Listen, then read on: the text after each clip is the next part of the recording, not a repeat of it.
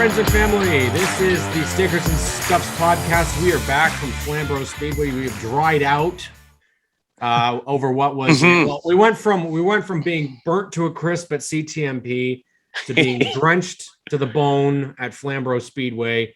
Yeah, the fire got put out there. Yeah, to now get Sam Fellows on the show. So we've all dried off. We're all here. We're going to pull out the 2007 Napa Auto Parts there you go. Montreal grid and put a little bit of a special here. Nice. See that on Mr. Ron Fellows. And nice. We're lucky enough to have his son, who is a rookie in the NASCAR Pinty Series this season. And Sam, we kind of touched on it with the Bun Sons, but I'm really curious. You come obviously from this road racing background, sports cars. Why the NASCAR Pinty Series? We're not saying like why we don't want you here. We'd love that you're here, but it seems like you and Kyle Marcelli went this way this year, and it's really exciting for us as longtime fans to see some fresh faces showing interest. Yeah, I think it was really cool when I saw Kyle was signed up with Dave Jacobs. I know Kyle from way back from. I was a little kid, like I was small watching him and Daniel Morad and Robert Wickens in the Sunoco Ron Fellows karting championship days. So I've known him for a long time, and he's been always like super helpful whenever I've asked him questions and stuff. But I think it was a bit of, I must be on the right path here because Kyle's going to come race. I think it's just, it's definitely the most highest profile series in Canada, and I think it makes the most sense if you're somebody with the corporate sponsors like Kyle and myself. I've been able to get some corporate sponsors together, and there's makes a ton of sense. The TSN coverage is great. Having the NASCAR name on the series is amazing, and great fans and community like yourself, and it was really a no-brainer. It was something I think I always wanted to do. I just didn't know what kind of path I would take. But yeah, I'm glad to be here. Well, and you did start. I'm just going to cut in before Graham because I do really want to touch in on your first experience, because you weren't able to start actually the first two events at Sunset Speedway. You had to get approval, and you actually ran in a series that we both hold very dear because we are good buddies with the Herniak Hall team, who's synonymous with the Ontario Sportsman Series. So you got an opportunity to get in there, run with Jim Bray, and run with those guys in there. And what better veterans to learn from on the short tracks than the Herniak Hall team, Chad McGlynn, the Patricks. There is just so much longevity in that series. Yes. But let's talk about how that all came about. I don't. It's honestly the last couple of months have been such a whirlwind. It's insane. We went through COVID, and it's like I did no racing basically, just sim racing, and I was kind of wondering, if I was ever going to race again. To be honest, you never really know if the last race you ran was your last or not, and especially when you're, I'm no spring chicken. I'm 27 years old. So I'm still young, but in the racing world, it's like if you haven't made it to F1 by 18, then like what are you doing with your life? So but no, I think I know Joe Robinson really well, and we were always texting, and I think when I saw James Vance a few years do a few races, got me interested in saying, okay, somebody from the sports car world can come over and do a pretty good job, and he seemed to have a lot of fun. And so that kind of planted a bit of a seed in my head, I think. And Joel was kind of talking to me about Jim for a while. Jim would really, love to run you and all this stuff. And I was always a little nervous because, when you're jumping, there's a bit of a thing about like jumping from sports cars to stock cars. And I don't know why, but now that I've done it, I feel fine. Like so far, I know we're not there yet. We're still in the process, but there's a bit of a, I don't know, it seems to freak some guys out about trying to make that jump. So I was a little bit nervous. And then I think I said to Jim, I'd really like to do some ovals. At road courses, yeah, sure. But I'd really like to do some ovals. And so how do we make that happen? And the first thing he said was, well, I've got the Sportsman Series, which, at 88 years old, he's running the Sportsman Series. He's just a legend. Yeah, I'd love to do it. And so we did one of the races at Delaware. I did okay. I used it basically as a testing ground. And luckily there were enough cautions that I could kind of run at the back and figure it out. And then about halfway through the race, got caught up, and then I started to get racy, and I made a few moves. I think we finished like 8th out of like 13 or 14 cars or something. So it wasn't terrible. But yeah, I'll tell you, my very first laps that week at Delaware in the Sportsman car, I was thinking, what the hell am I doing out here? I have no clue what I'm doing. Absolutely no clue. But my dad, he's obviously not known for driving on ovals, but he has done some ovals. He's got a couple starts in Cup back in the day on, I think, New Hampshire, Texas. There's a few there that he did. It's something that he always wanted to do more of. And so he was basically watching me watch some of my GoPro footage, and it's kind of been fun. We've been kind of like figuring it out together. And then it came up with Jim, and Jim said, we want to get you in the Pinty's car. How do we make that happen? I had a little bit of sponsorship. I was thinking, maybe I can do CTMP. And he said, I know a guy who might want to run a fellows. And that was the Agajanians and Mike Kerb, of course. And so, yeah, it just kind of all of a sudden showed up at Jim's shop, and he said, we got sponsorship to run you for the season. And I was like, oh, what? Really? And so, yeah, I wasn't ready for Sunset. I felt like I didn't want to disrespect this series by just jumping in like willy-nilly into an oval race. I wanted to, cut my teeth a bit, do some sportsman racing, do some Pinties on the road course, and then go into an oval, not just, jumping full 2 feet in and saying, oh yeah, I can do this. I didn't. And Jim had kind of talked to me about Chantel Kalika and how he wanted to run her for a race this year. And I said, why don't you run Chantel? And, that'd be great. And so it kind of just, she did a really good job as well. And so it kind of just worked out almost perfectly there. He got to run her and she did a great job. And then we've kind of just jumped in from Trois Rivières and here we are now. So that's the long way around the barn, I guess.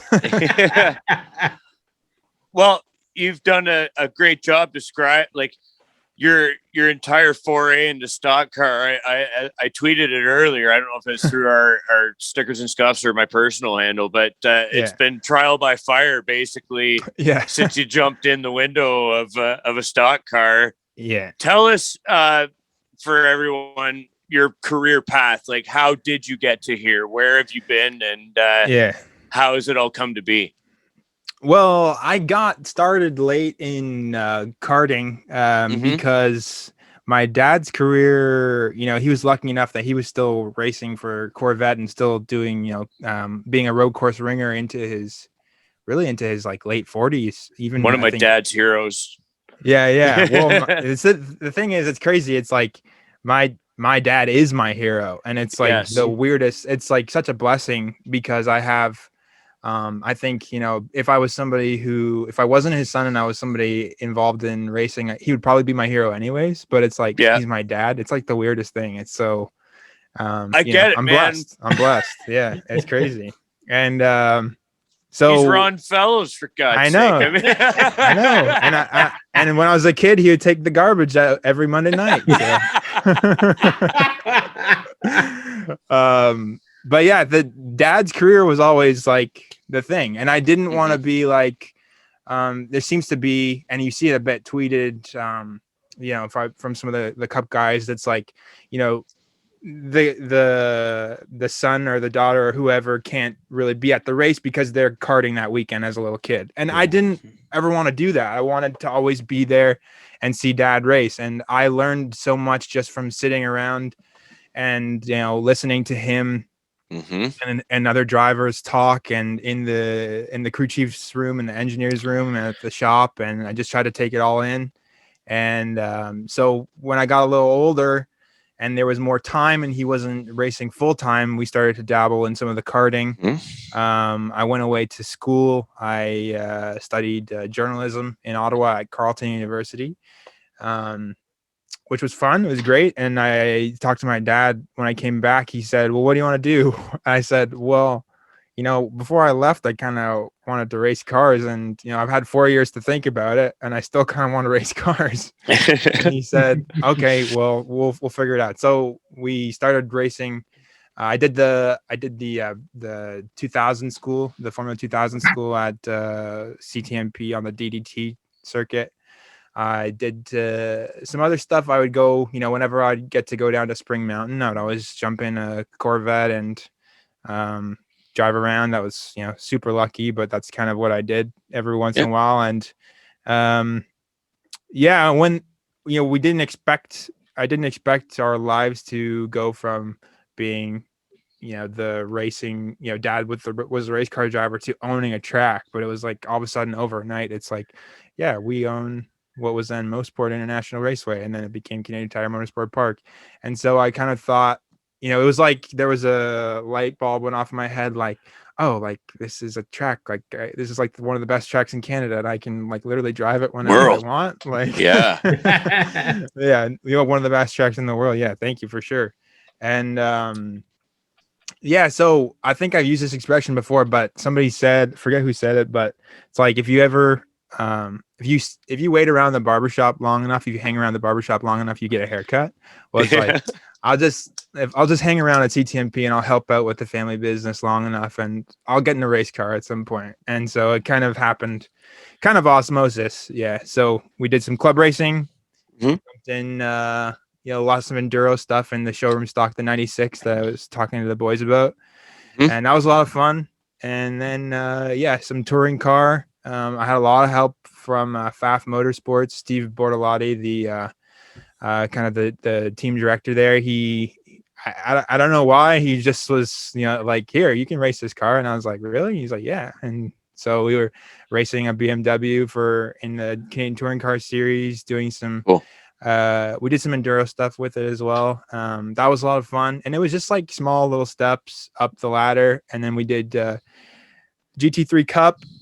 We did a few races there. And then, I was hoping to do, like 2020 was hoping, we do a full season of GT3 Cup, and then everything just, went to crap. So, here we are. And I was just trying to find, I was thinking maybe I'll do FEL. In the beginning of this year, I was thinking maybe I'll do some FEL, but, I've never wanted or expected my parents to pay my way for racing. And one of the things I've always felt is that I've already got one of the luckiest things is my last name. And so if I can just, leverage that and get myself some corporate sponsorship, I know that I feel like hopefully I can prove myself on the racetrack. And so honestly, this year, it kind of was what happened. It's just, Jim Bray has just been awesome and helped us get that sponsorship from Curb. And, no doubt that's because of my last name. And if it was any other driver on the grid, they would say the same thing. You got to use it. You got to use what you can to get out there. And absolutely. So I'm really, this year is all of a sudden turned into, pretty awesome for me. And it's been so much fun. I never really knew if I would ever, race a stock car or a NASCAR Pinty's car, but it's so much fun, and it's a big learning curve, especially with the tires. Like I was saying to the boys, I just can't get over how aggressive you can be on the bias ply. It's just a, whole world on the radials. There's just such a fine line of being on the edge, and then all of a sudden it'll just go around on you. And so you got to really like ride that line, and the bias ply is just so forgiving, and you can ride them around good, eh? You got to back it into turn one at CTMP to really go fast. So that's a learning curve for sure. We didn't get to test at all at CTMP. We did some testing at Toronto Motorsports Park out in Cayuga. and we did some testing at Flamborough with the oval car. So that was basically it. And then we went to Trois-Rivières, and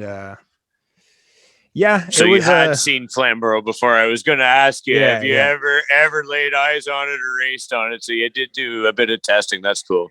Yeah, the first time I ever went was with the Sportsman car, and I put it in the wall probably like 3 laps in.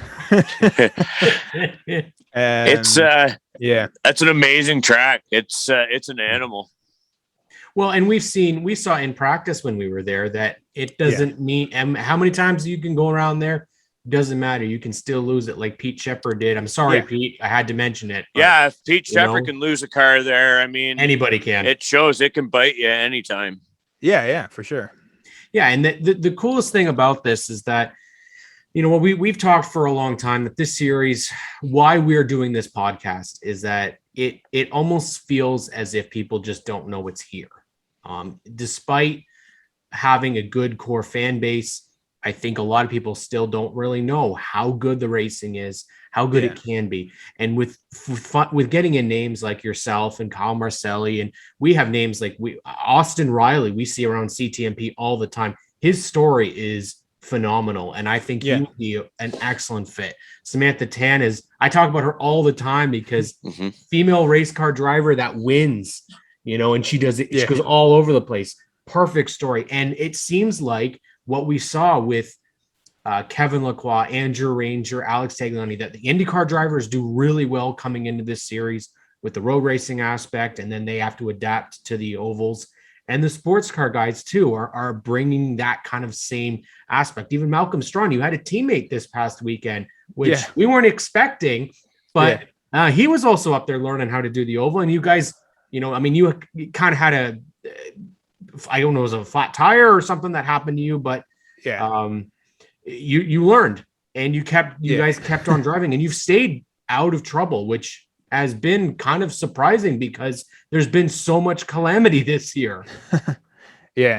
No, I think what happened there was, and one of the things that I tweeted about after Flamborough was like the pace that we actually had in the race was not what I was expecting.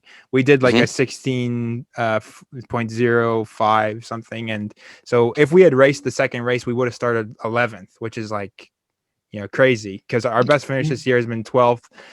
We've had opportunities, I think, to get closer to the top 10 or just in the top 10, but it just, we haven't caught the break yet. And it's hard. Like, it doesn't come easy. And that's, part of why you do this is it's not easy, and it's a challenge, and that's all part of it. But I was super annoyed with the rain, particularly this weekend, because I was like, I really want to get the quick 125 in, because we can start 11th and we can, I think, do really well. So, but I think what happened there was I don't know if maybe it would have been Pete Shepard. He was obviously had to start from the back, so he was on a bit of a mission himself. But someone, maybe it was Cameron on one of the restarts, he dropped back. I don't know if he had a problem. Yep. But it was like, and my dad spots for me, by the way. I don't know if you guys knew that, but awesome. So Ron's on the radio. I was going to bring that up. Yeah. Ron's on the radio, and he's like, "You got Shepard inside." So I'm like, okay. So all of a sudden, Shepard was kind of there, and then all of a sudden Cameron was there on the outside, and we're coming out of 4 at Flamborough, 3 wide. And it's like, this isn't gonna work. So I kind of connected with Cameron's right rear. I think I got a little hang time. I think it kind of wheels touched and it came up a little bit. So we saw the piece go flying, and our buddy Johnny actually was able to get it signed by your dad. So that's awesome. Yeah, I mean, you made somebody's day with that, so it worked. I was just driving the next few laps, just thinking, don't cut a tire. And then, of course, it went down. So we were talking about it at the race, man. There was so much calamity in the first 50 laps. We drivers dropping left and right with flat tires, with like Triton, Shea, Gemmel. They all, everybody was having problems. So it really was that. And then your buddy Malcolm, as a teammate, finishes 11th and he's running an Impala body on that thing. I mean, that's what we love. Switched over road course car, no less. It's the road course car that he was running, and Pete running the backup car that they had to drive. I think somebody went out and picked it up and brought it back. I think it was Dave.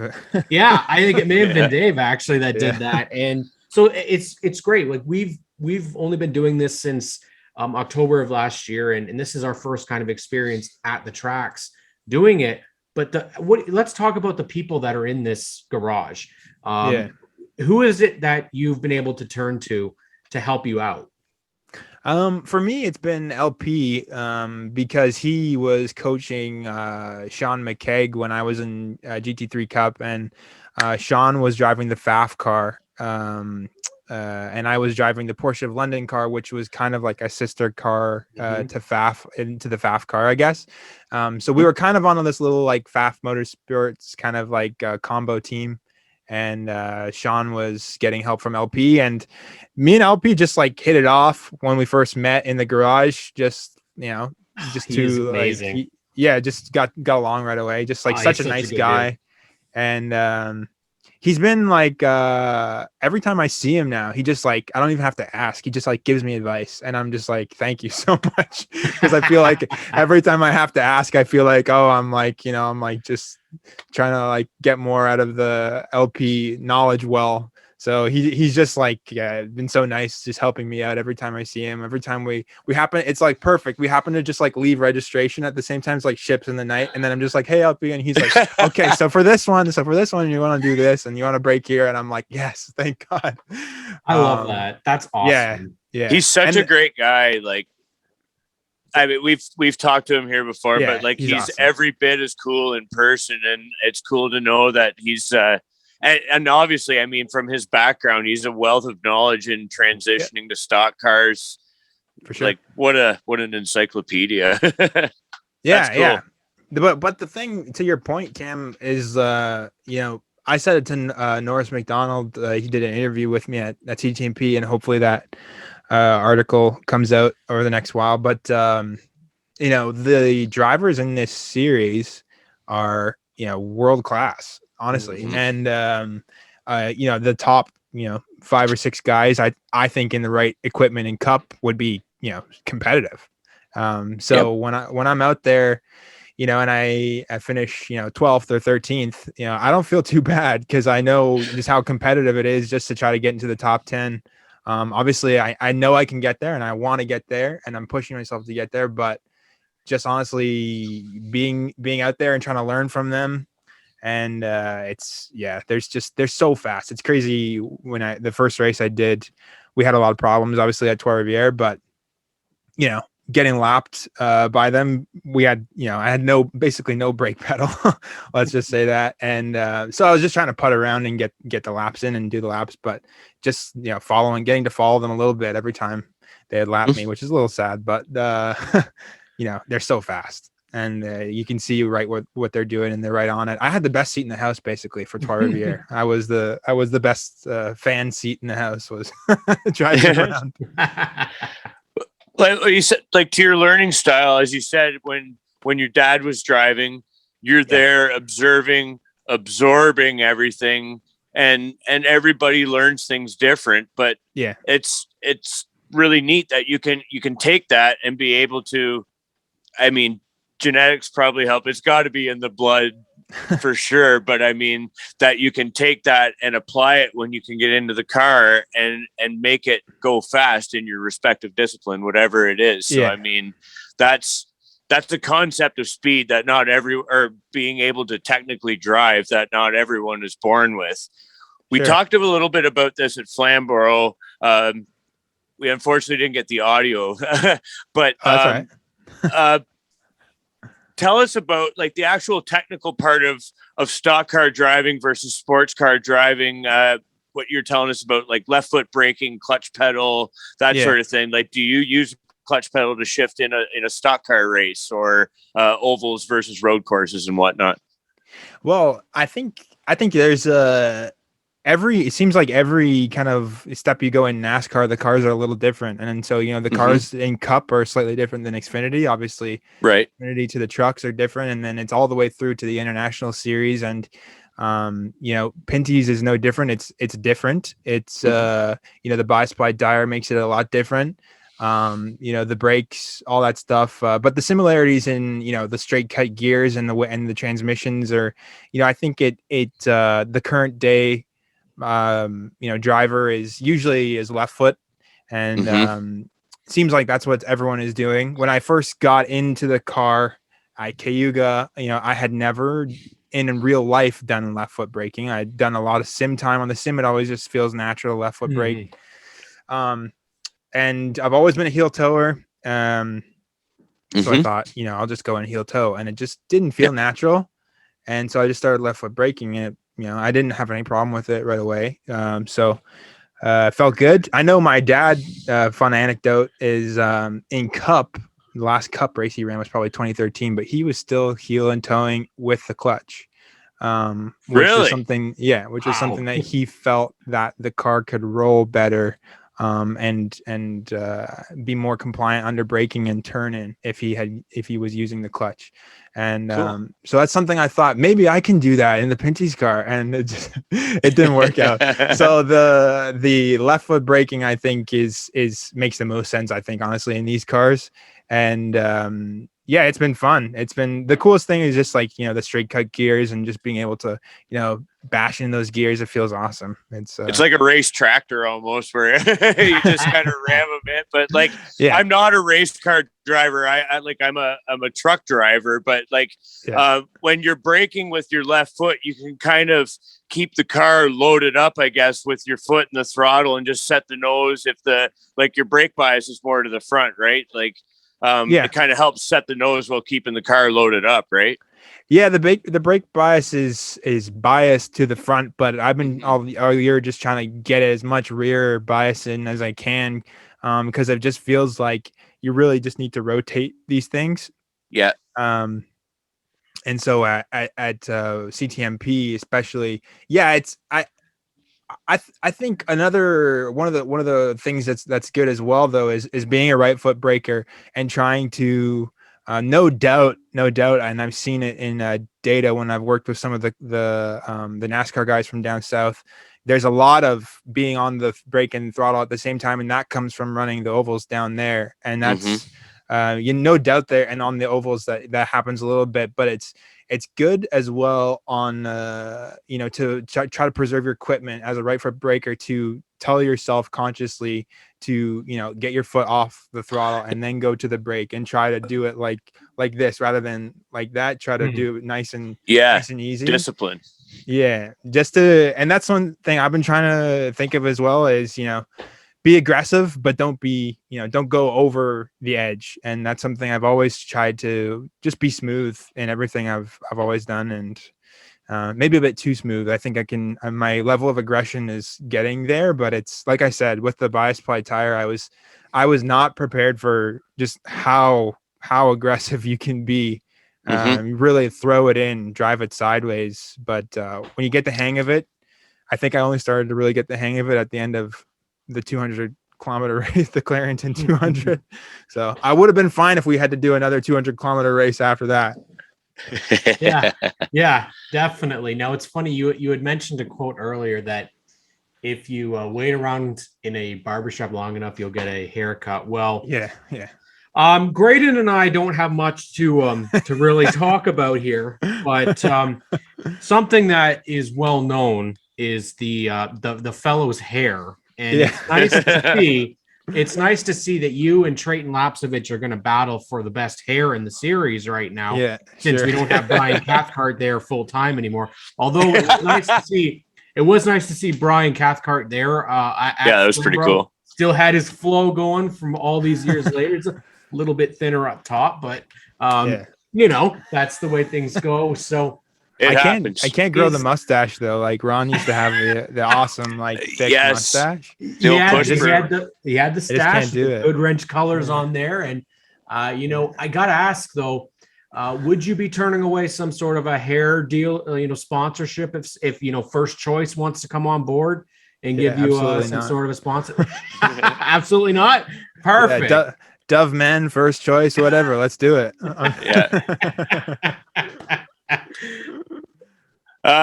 We got to give some shout outs to your sponsors though. Yes. Who might they be, Sam? Yeah, Curb Records for sure. And Brock Street. Oh, there you go. Brock Street Brewing Company. Strawberry Technically, we've got Sipping both on on right screen, here. so. Oh yeah, there you go. Perfect.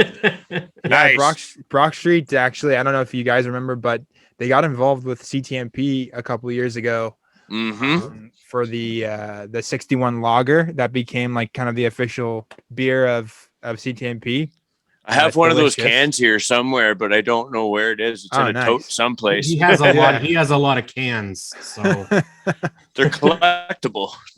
Yeah, it's cool though. I kind of one of the founders, Mark Wojcik, through him and one of my colleagues, Jeff, they've been buddies for a while, and so I guess Mark, I think, said to Jeff at one point, like, how do I get on like a car? Like, is that something? And Jeff was like, I have a guy for you.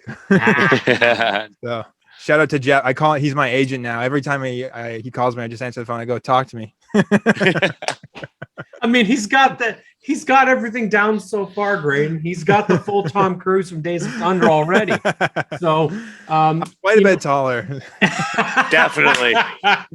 Yeah. Oh, I don't think Tom's gonna watch this program, but that would be great if he did. Just for that. That's all right. He's busy still shooting Mission Impossible 52 or whatever. Yeah. Yeah. Hey, Tom, we would love to have you as a team owner in this series. We're just saying. You know? That guy's insane. Like, he did all those. He was the one flying the helicopter, I think, in Ghost Protocol. Like at the end, like he did all the nuts. stunts. Yeah, did all the stunts for Mission Impossible. Yeah. He's broke his foot. Yeah, broke his ankle or something Ankle, like that, yeah. jumping off of a roof. So, yeah, unreal. But yeah, we honestly could talk forever, Sam, because we're talking to racers and because you're a podcast host yourself. Let's talk about that. Yeah. Yes. It's like just kind of randomly happened. Honestly, we were all on a call probably back in January and saying, like, how do we get involved in, trying to celebrate the 60th anniversary of this track and, doing it not in like virtually. Mm-hmm. And I think it was Jerry Priddle, who has long history. His dad is a legend as well, Sid Priddle, in the motorsport world from marketing and PR standpoints. And he basically said, yeah, why don't you just do a podcast like you and Ron? And I was like, yeah, why don't we just do that? And that was basically how it started. So cool. It's kind of sad. I mean, there's like a few guys, one of the first guys I thought of was Ludwig Heimrath, and he unfortunately passed away. So it's, COVID's hit everyone hard. Not just like people getting COVID and stuff, but it's been hard on elderly people, being alone, and that definitely plays a role in people's health. And so we've lost some legends who unfortunately we haven't had the chance to talk to. So it's been kind of for me and my dad and I about preserving some of the stories from the last few generations about what it was like when it was Mosport, and how was it to go and watch Jim Clark and Jackie Stewart and all those guys drive around, and the stock car element too, super cool. Richard Petty and AJ Foyt and Mario Andretti, and the old Kawartha 250 races and the USAC stock car stuff from the 60s. And so it's a crazy history that involves everything. I know we got to wrap it up, but my late uncle, he was a mechanic for Roger McCaig in the Can-Am series. So I have tons of slides of like a whole bunch of old school Mosport stuff. With Can-Am I'd love to see that. Yeah, it's absolutely. I got a whole pile of stuff. So I haven't seen it in a long time. We're in the process of renovating the basement here, so I got to dig some stuff out. Yeah, no, I'd love to see that. Cool. I try to get my hands on any Mosport memorabilia that I can see or find, because you never know like what you're going to see. You never know what people have in their basements. Sometimes people are just like, can I just send this to you? And I'm like, yes, please. Just like, let me see it. It's man. Awesome. And I know my aunt has a ton more of it at the house still too. So amazing. Yeah. Some old school stuff. Yeah. And it's crazy, the stuff that like people have sent my dad. I think, we got a set of commemorative beer glasses or something from like the very first Players 200 in 1961. Wow. I think it was wow. Colleen Evans Allen. I don't know if you know her. She's a regular personality at the track from media and also a marshalling standpoint. But she's got a whole bunch of memorabilia from her family, and she's sent it to us. And so, but people like her as well, and different people just sending us their stuff and letting us see everything, and it's so cool. Like I just honestly, I love the history. If you can tell by my Monaco 1957 Monaco, like Yes. anything racing, I just love Indy 500, all that stuff. So yeah, we're Cool. the same, man. We are Yeah. all about racing. I'm a nerd when it comes down to it. Hey, Yeah, you got same. the We're biggest, students of the sports. two like, biggest of nerds the- right here, man. Yeah. You can't even see the whole collections that we've got all covering our walls and everything, and our houses. How we went home with a tire from CTMP, and Graydon's wife, her reaction was amazing. Do we really need a tire? The answer is yes. Yes, Sure. we do. And I need another one for the other end table they're going to make out of them. So I want to get a rain tire. Yes. Well, we need a sticker tire so that we can truly be sticker and scuff. But we've got those. We've got those. Go see the guys at General Tire. I'm sure they can sell you one. sell. Yeah, it won't be a freebie. No, it won't be. No, there's no such thing as free tires in racing unless you win unless you win the raffle there. Yeah, well, exactly. There's two questions to wrap this up, Sam. Sure. Because you mentioned a couple names earlier, so I like to ask these questions only because I myself would love to see it happen. Okay. You mentioned Robert Wickens. Yeah. And I'm going to mention James Hinchcliffe. Yeah. Do we think they'd be perfect fits for this series? And the big question that every NASCAR fan in Canada asks is the Cup Series ever going to come to CTMP? Loaded question. Loaded question. Yeah. Great questions though. That's hardball. We don't mess around here.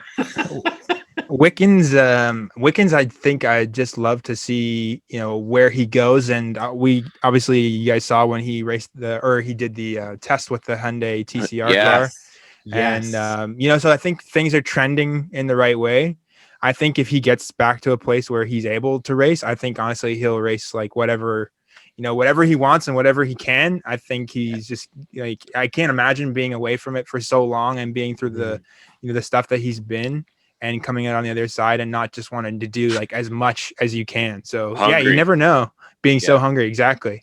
Well, Hinch to Toronto. So perfect combination. Yeah. Hinch is, he's still super competitive in IndyCar, and I'm sure he'll ride that out, but I don't see why not. So both like super great guys. Both have Hinch with the crash at Indy as well. Both guys that have been through a lot, and great ambassadors for the sport, for our country. So I think it's a no-brainer. It'd be awesome to see. And the second part of the question is almost the harder one to answer. I think when Ron, and my mom is actually an official partner, co-owner at the track as well. So that's awesome. when Ron and Linda and Carlo all got together on this, I guess years ago, I think the goal, the main goal was, much like in the early 60s when I think the track opened, and the main goal was, can we get a Formula One Grand Prix? Well, Formula One is safe in Montreal, and there's no problem with that. I don't think we're ever going to see it leave Montreal, and that's fine. But, there is a possibility, I think, that a cup race could come to CTMP. And I think that's been the goal from day one is, can we get a cup race? And, they're still working on it. And it's, something I think that NASCAR would be interested in as well. So, let's just, keep our fingers crossed and hope that it happens. I think it would be an insane event. I think, look at the finishes that the truck series have had in the Silverado 250. That has become not just, one of the biggest races to look for on the truck schedule, but on the NASCAR schedule Yes. as a whole.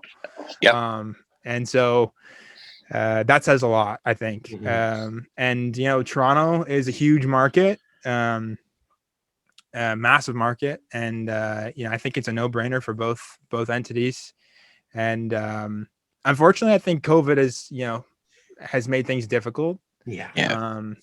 But let's just hope that things get back to a bit normal, and we don't have to worry about the border, and we can see that, because that would just be unreal. Yeah, at this stage, I was going to say it'd be nice just to get that Silverado 250 back. But I mean, having spent the weekend at CTMP for the sprints weekend was super cool. Good to be back. Good to camp and live that CTMP life again. And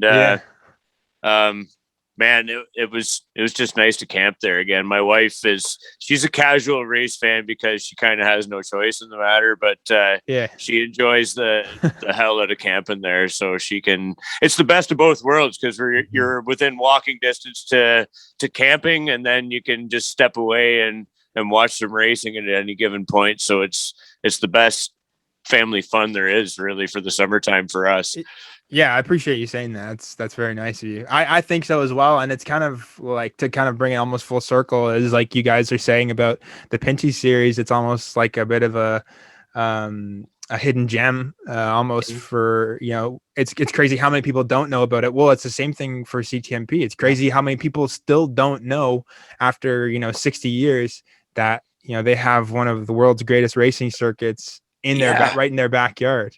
And I think that's just the way it is. And it's got, I think, things like the popularity of the Cup Series right now, with the youth movement that's going on, and the popularity of racing as a whole, with Netflix, Drive to Survive, F1, all that stuff. It's all trending in the right direction for the sport. And good things, I think, are happening. And just try to keep keeping on, guys. You're doing a great job just getting the word out about the series, and we're doing our part as well to try to keep getting new fans, because it's great to have people come back year after year, and we hear that, but always trying to find, how do we get new fans? How do we get new people involved in racing? New kids going go-karting and rival driving, it's all good for the sport. So that's the goal at the end of the day.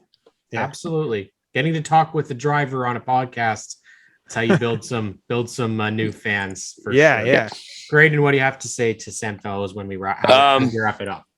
Yeah, just added, I mean, we always enjoy camping at the track, and I know with all the protocols that were in place, it was awesome to see, like, the washroom buildings. That's another thing with my wife. We're campers, but I mean, there's some kind of amenities that need to be there, and and that we've been coming there for years now, that particularly on the May weekend, but everything's always like top notch. The washrooms are always super clean, and especially over the past weekend, the staff was always right on it and keeping everything top notch. And it was just all done like first class.